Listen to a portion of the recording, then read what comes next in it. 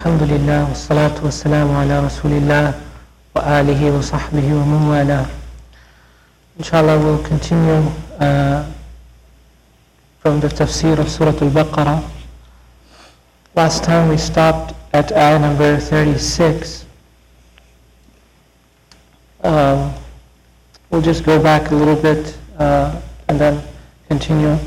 Ayah number 35, inshallah.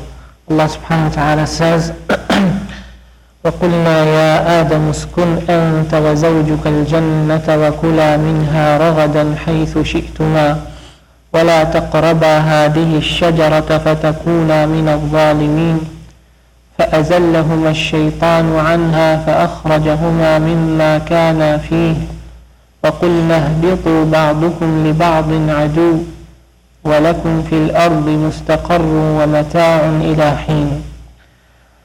Allah subhanahu wa ta'ala says, and we said, O Adam, you and your wife dwell in Jannah and eat from it raghada, which means hani'an wasi'an tayyiban. Raghada meaning eat wholesome and plentiful of food.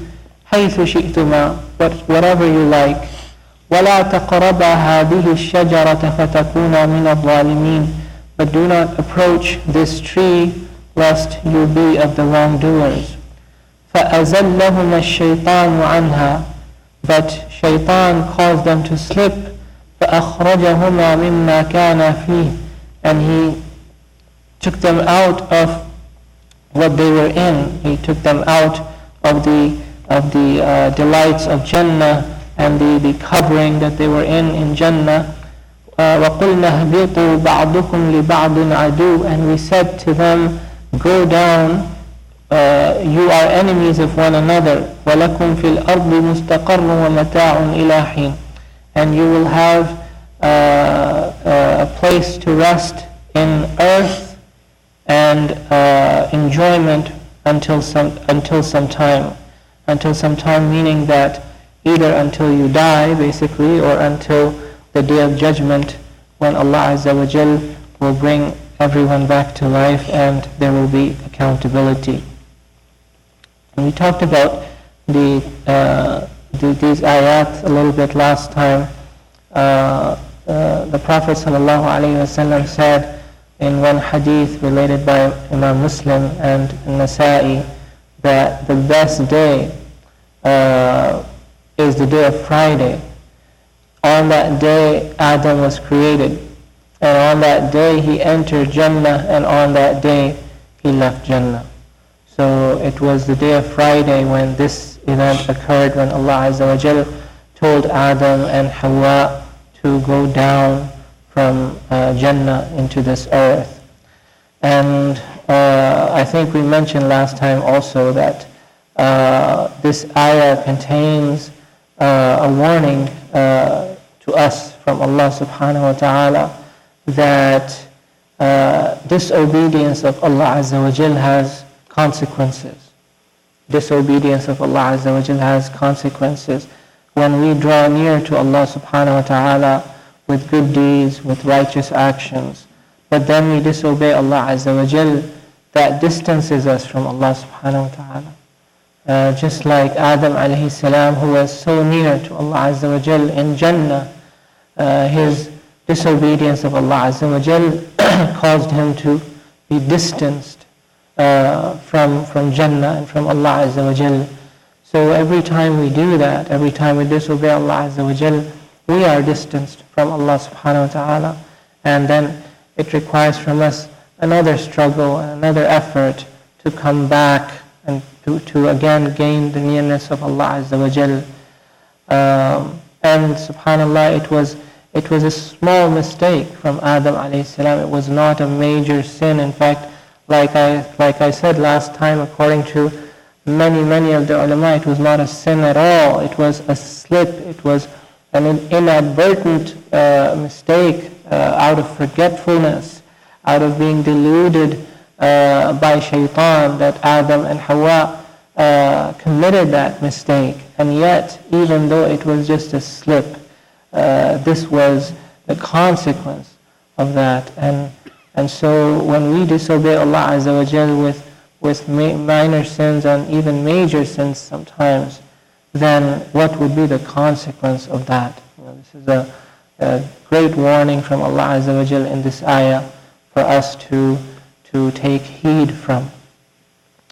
Then Allah subhanahu wa ta'ala says, فَتَلَقَّى آدَمُ مِنْ رَبِّهِ كَلِمَاتٍ فَتَابَ عَلَيْهِ إِنَّهُ هُوَ التَّوَّابُ الرَّحِيمُ.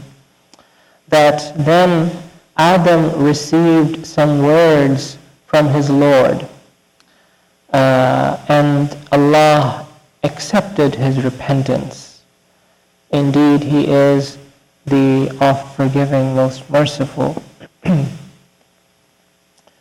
So Adam alayhi salam received some words from Allah Azza wa Jal, and he said those words, and Allah Azza wa Jal accepted his repentance as a result of that. What were those words that he received from Allah Azza wa Jal? Many different aqwal, many different opinions of the ulama.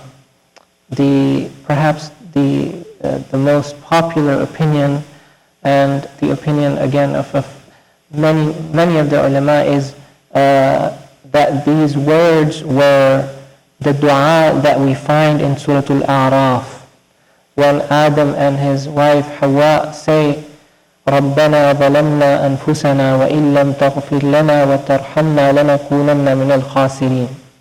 When they said, our Lord, we have wronged ourselves, and if you do not forgive us and do not show mercy to us, then we will be from the wrongdoers.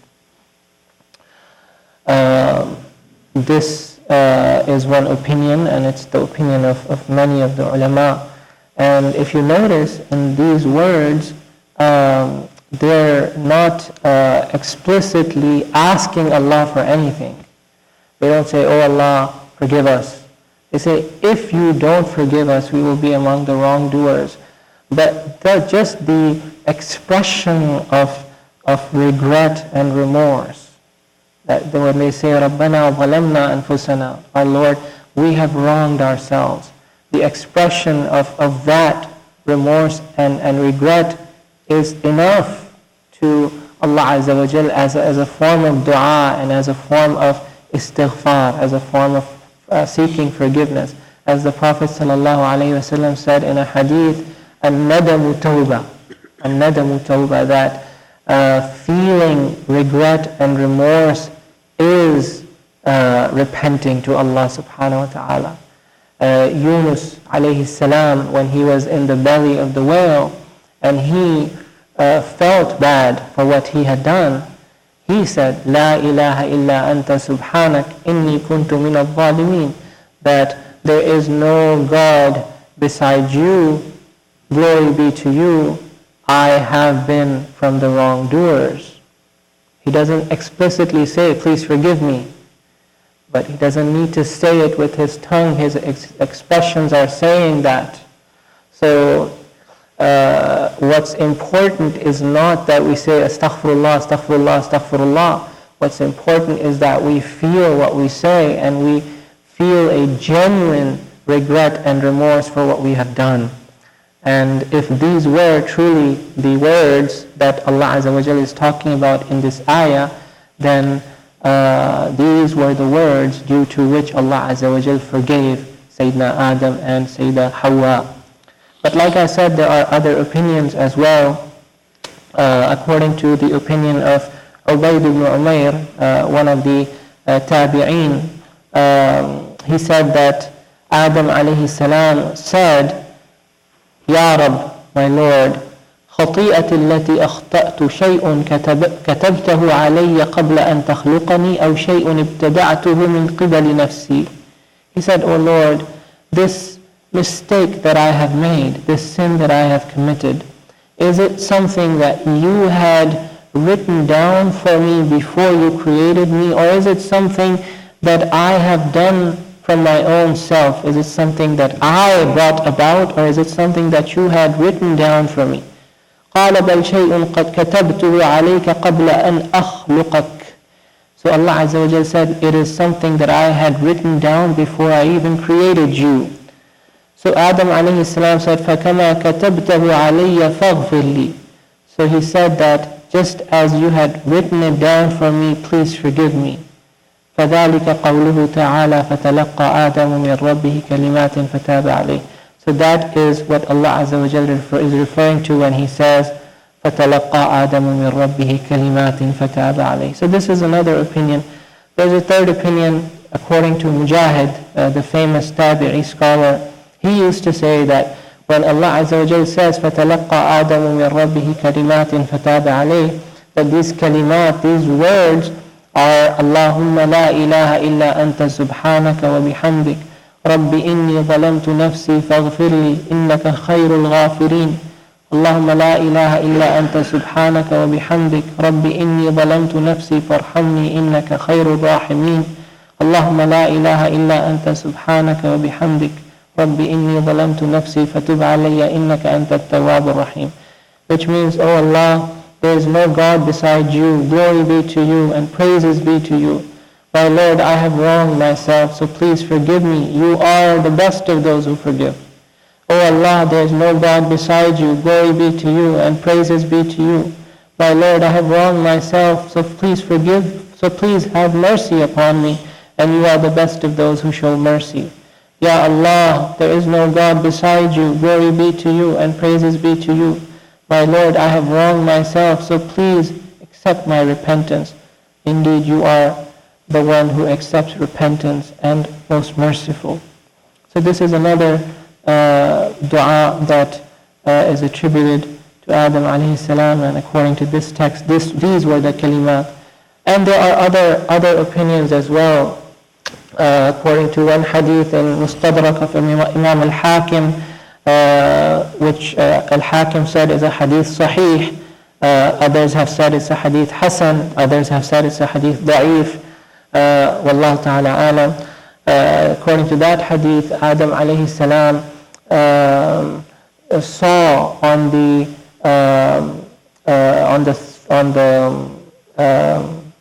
throne of Allah Azza wa Jal, La ilaha illallah Muhammadur Rasulullah. And so he asked Allah Azza wa Jal to forgive him by the right of Muhammad sallallahu alayhi wa sallam. So Allah Azza wa Jal said, Adam, how do you know Muhammad?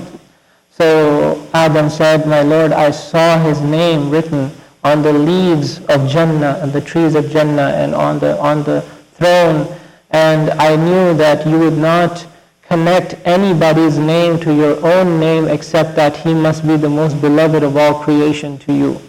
So Allah Azza wa Jal told him, you are right, and he forgave him for that as well.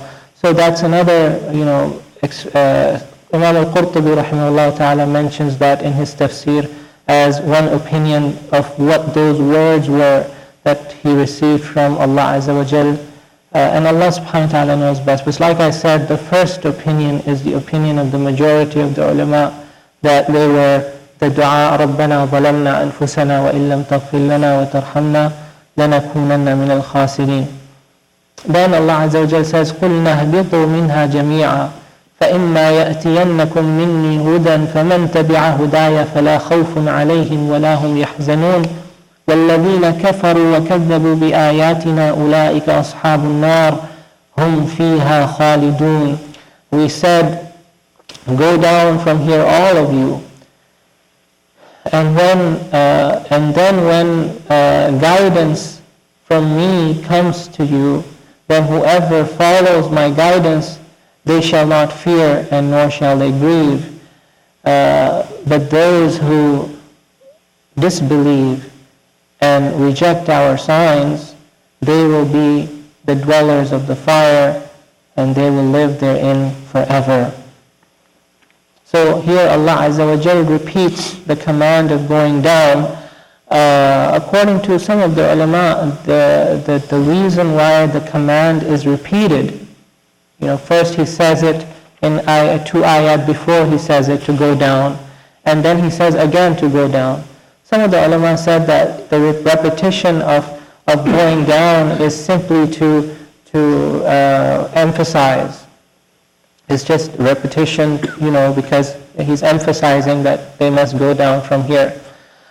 Others say that the first command to go down was from Jannah to the first heaven, and the second time was from the first heaven to the earth. Wallahu ta'ala alam. Allah subhanahu wa ta'ala knows best. Inshallah ta'ala, we're going to stop here for today because the next passage is a different topic. So inshallah we'll cover that next time, starting from ayah number 41. And next time, inshallah, we'll have a guest next Saturday morning after Fajr. Imam Yasin will be here, inshallah. And I've told him that we generally do tafseer, so he's going to pick up where we're leaving off, inshallah. And he will do tafseer of the next few ayat next Saturday, inshallah ta'ala. Are there any questions? Yes.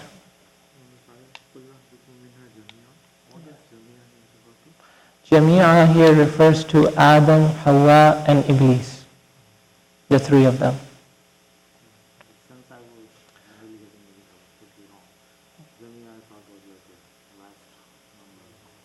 Jami'a, the least number for Jami'a would be 3.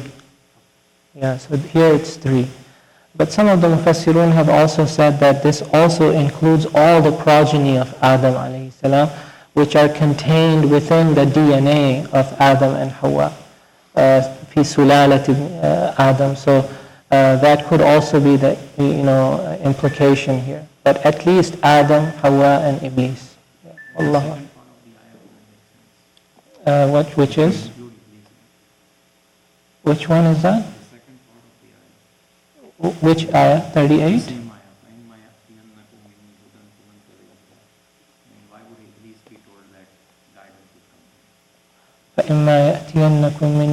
Well, that part may just be referring to Adam and Hawa. But Allah Azza wa Jal is talking to the majority of the group. This happens in the Arabic language that when you're talking to a group of people but you are addressing only some of the group, you still talk to the whole group. But it's understood that there are exceptions to that group. So, Wallahu a'lam. It could still apply. Yes, with Anis.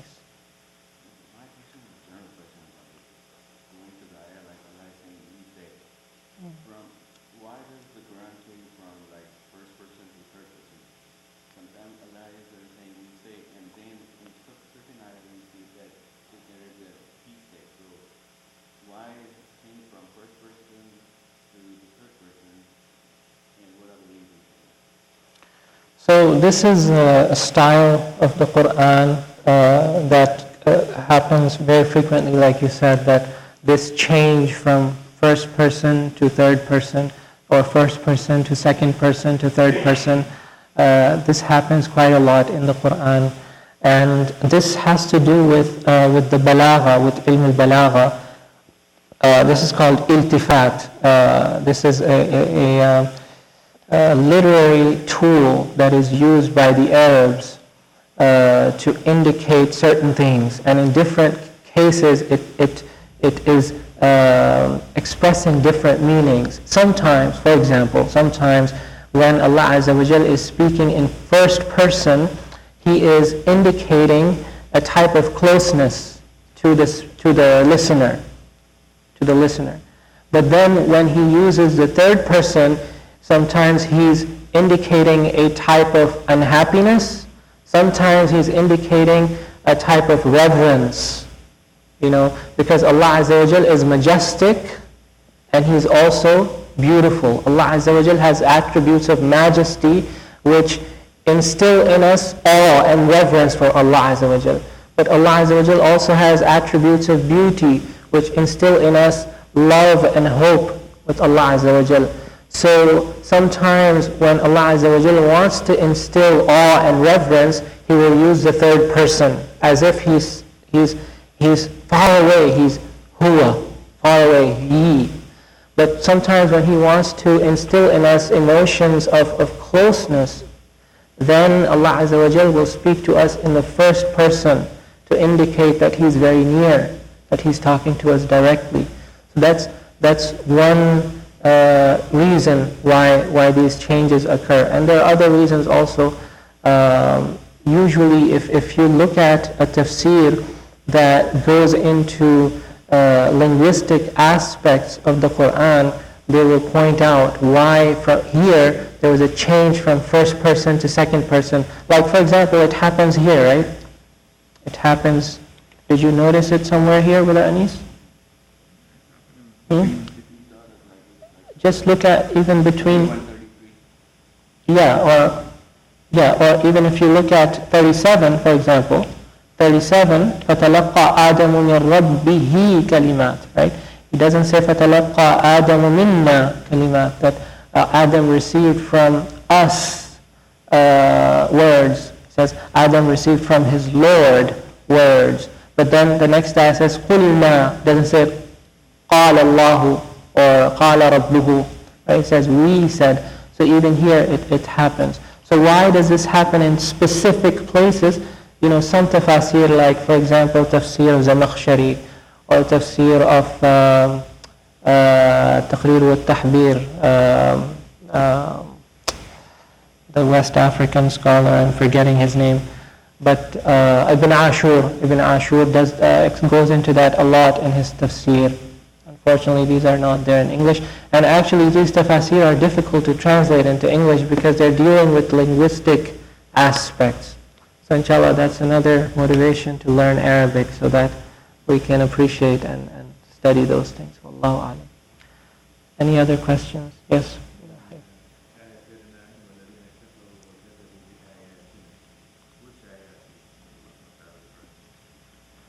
وَالَّذِينَ كَفَرُوا وَكَذَّبُوا بِآيَاتِنَا أُولَٰئِكَ أَصْحَابُ النَّارِ هُمْ فِيهَا خَالِدُونَ. The Mufassirun say that this is referring to the revelations that Allah Azza wa Jal sent down with the prophets. The revelations.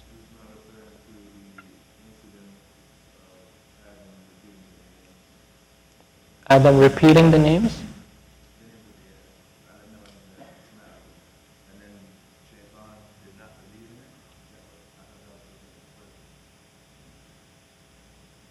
وَالَّذِينَ كَفَرُوا وَكَذَّبُوا بِآيَاتِنَا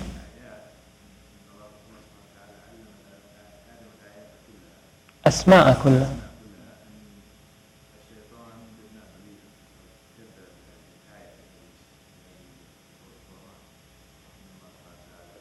I haven't seen that. No, what I have seen is that this is referring to the ayat that the revelations that the prophets shall come with in the future. So this is Allah Azza wa Jal is saying here that in the future I'm going to فَإِمَّا يَأْتِيَنَّكُمْ مِنِّي هُدًى, when guidance comes to you from me, in the previous ayah, guidance meaning when the prophets come with guidance and with revelations, then whoever follows their guidance will be successful, and whoever disbelieves in them and rejects that guidance, that revelation, those ayat that are brought by the prophets, then they will dwell in the fire and they'll live therein forever.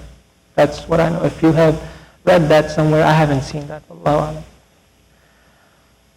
Last question, inshallah.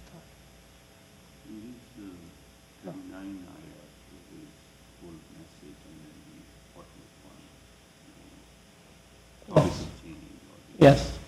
So can we conclude what we got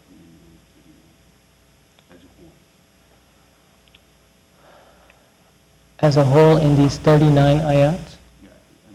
Yeah, okay.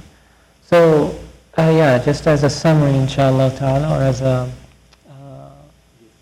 gist of the first 39 ayat, remember that Allah Azza wa Jal began by talking about how this book is a guidance for certain people, and He calls them the muttaqeen. And He talks about the description of the muttaqeen, those who will benefit from this book. Then He talks about a second category of people who are the disbelievers, who reject Allah Azza wa Jal. And then He talks about a third category of people who are disbelievers inside, but put up a front of being believers and muttaqeen. So these are the three groups of people that Allah Azza wa Jal talks about. And then he talks about the story of the beginning of creation, when it all began with Sayyidina Adam alayhi salam. Allah Azza wa Jal reminds us of how it all began, that we originated somewhere else, that our mission on this earth is to get back to our original home, which is Jannah. That this is where we came as a test to live in this world, to follow the guidance that's going to come to us. And this is the book of guidance, as Allah Azza wa Jal says at the beginning of the surah. So this is the test, that we are here, but we are not from here. We are all immigrants here. Our home is Jannah, and we have to strive to go back to that place. And then what connects this to what's going to come later actually also is then Allah Azza wa Jal starts mentioning the story of Bani Israel, the children of Israel, who are a group of people who failed miserably in this test.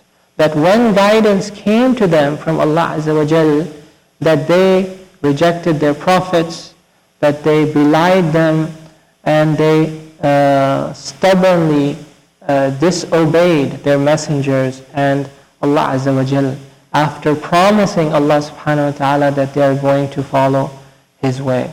So Allah Azza wa Jal mentions the story of Bani Israel as a reminder for us that we do not fall into the same trap that Bani Israel fell into. And there's a long portion of the surah that will talk about the story of Bani Israel. Wallahu ta'ala. One more question here, inshallah. Yes.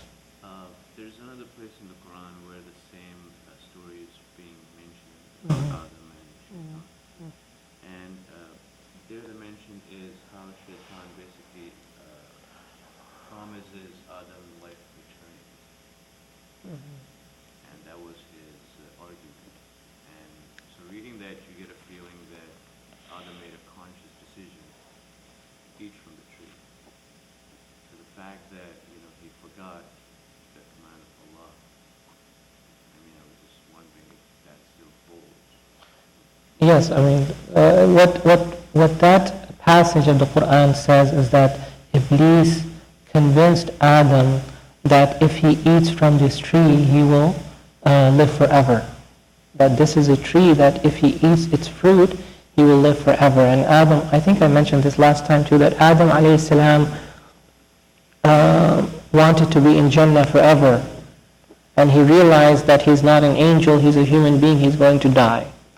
So because he loved Jannah, he found that very attractive, that if he eats from this tree, he will live forever, like the angels.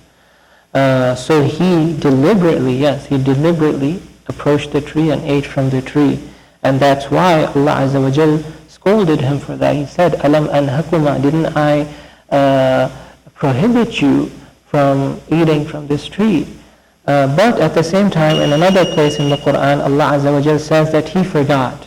He forgot, and he did not deliberately disobey Allah Azza wa Jal. So the way that the ulama reconcile between all of these ayat is that the intent of Adam alayhi salam was not to disobey Allah Azza wa Jal. He did not remember the prohibition from Allah Azza wa Jal to approach that tree. His intent was simply to become, what's the word for that in English? Immortal, right? To become immortal. That was his intent. His intent was not to deliberately disobey Allah Azza wa Jal.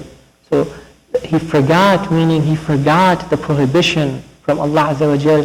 He forgot that he had been specifically told not to approach that tree. Wallahu a'lam.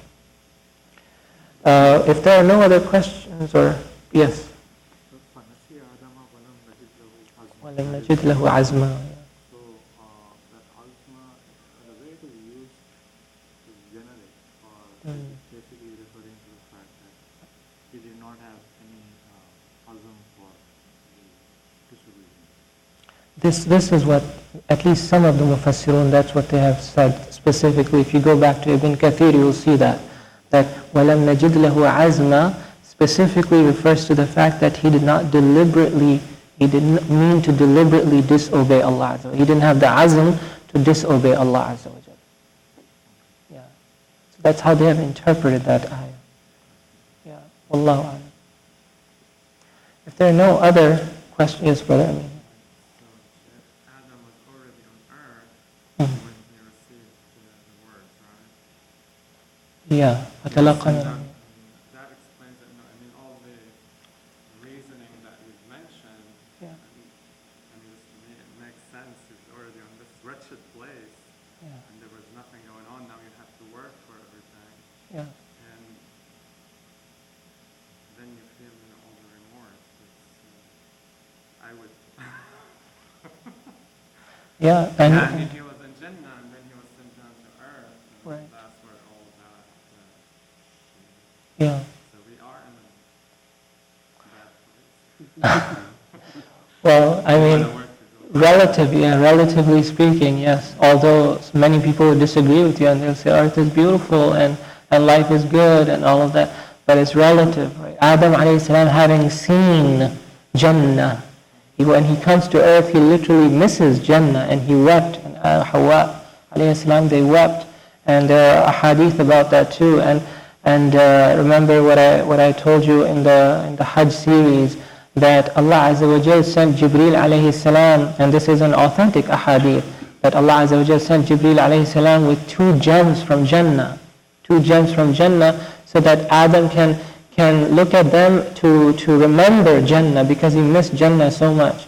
And those were the black stone and the Maqam Ibrahim and the black stone were originally brought at the time of Adam alayhi salam, and they were gems from Jannah that emanated light. The Prophet ﷺ said that if Allah Azza wa Jal had left them as they would have illuminated the east and the west. They were beautiful gems from Jannah, but Allah Azza wa Jal took away their light and took away their paradisal element after Adam alayhi salam. But these rocks, the Maqam Ibrahim and black stone are from Jannah, and they will return back to Jannah. And one of the reasons why they were brought down was to console Adam alayhi salam, and to help him have like a souvenir from Jannah. Your opinion as well that this Jannah is, we will talk about is from this earth rather than that Jannah we are talking about going back. Yes, that's an opinion, but the majority opinion, It means that it was probably some higher place. exactly, yeah. Then came down Yeah. and was this somewhere in this earth rather than the Oh, it was in the heavens. From this ayah, it's very clear that the Jannah is not on this earth. The Jannah where Adam was is not on this earth, that it was in the heavens, right? That's why it was told to go down. قُلْنَا هْبِطُوا. Go down from here. that go down could be from some higher place like mountains where it couldn't go down. It could be. But what the Mufassirun have said, that this was from the 7 heavens. That from the 7 heavens he was told to go down into the earth. And in fact, the majority opinion of the ulama, because of especially the hadith of Isra wal Mi'raj, where the Prophet ﷺ talks about his journey through the 7 heavens, what he saw in the first heaven and the second heaven and the third. It's very detailed. And then he talks about he saw Jannah and he saw hellfire. All of that was after the 7th heaven. So from that text and from other texts, the majority of the ulama of Ahlul Sunnah, they say that Jannah is not on this earth, and it's not something that will be created later, because that's also another opinion of some Muslims, that Jannah is something that Allah will create after the earth is destroyed in its place. But the majority of the scholars of Ahlul Sunnah, they say no, Jannah already exists. That's what the Prophet ﷺ saw in Isra wal Mi'raj, and it doesn't exist on this earth. It exists in a different realm. Wallahu ta'ala alam. It's almost time for sunrise. I just want to mention something, inshallah, before we end the session. Just as a point of benefit, I hope, inshallah ta'ala. It's not related to tafsir. It's related to Eid al-Adha. And since, alhamdulillah, this is the Fajr crowd, and the Fajr crowd is supposed to be the special crowd. right? Fajr crowd is supposed to be the special crowd. So you should know things that many people don't know. And what you should all know, my brothers and sisters, is that Eid al-Adha is not connected to Hajj. There's no connection between Eid al-Adha and Hajj. One thing that illustrates that very clearly is that Eid al-Adha was legislated in the first or second year of Hijrah, whereas Hajj was legislated in the 9th year of Hijrah. Think about that for a few seconds, that for almost 8 years or so, the Muslims, starting with the Prophet ﷺ himself, celebrated Eid, and yet they were not asked to perform Hajj. There were no Muslims on Mount Arafah for those 8 years, and yet the Prophet ﷺ was performing Salatul Eid on the 10th of Dhul Hijjah. He was offering a sacrifice on the 10th of Dhul Hijjah, and it was not connected to Hajj at all. And therefore also, even after the Hajj became an obligation, the Muslims never attempted to find out what day the Hujjaj would be standing on the mountain of Arafah, so that they coincide their 9th of Dhul Hijjah with the standing at Mount Arafah. So Dhul Hijjah was treated just like the other months of the year, which began by the sighting of the Hilal, not by what the Hujjaj were doing in Mecca, in Muzdalifah, in Arafat, and so on. It was decided in every region based on the sighting of the Hilal, and in many cases, the Eid in Arabia fell on a different day from Eid, let's say, in India or Eid in West Africa. Even though, because there are 10 days, it's possible with fast horses to communicate between Mecca and Medina. It's possible for the news to travel from Mecca to Medina within 10 days, because with the fast horse, it takes just a few days for the news to reach from Mecca to Medina that when the Hilal was sighted. But the Prophet ﷺ never attempted to do that.